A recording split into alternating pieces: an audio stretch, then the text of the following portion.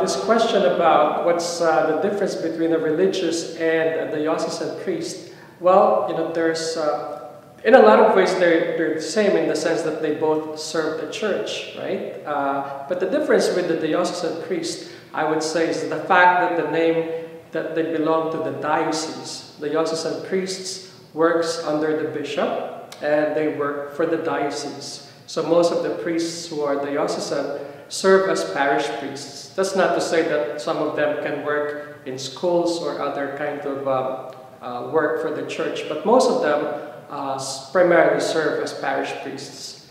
On the other hand, religious priests are, by the very name, belonging to a religious community, and religious priests dedicate themselves to God and to the church by means of the vows of poverty, chastity, and obedience. And because they belong to a religious community, their religious groups are not bounded by diocese. And so most of these religious communities are worldwide. And so priests who work as religious can be assigned anywhere in the world. Primarily, they would probably work within the boundaries of the province which they joined.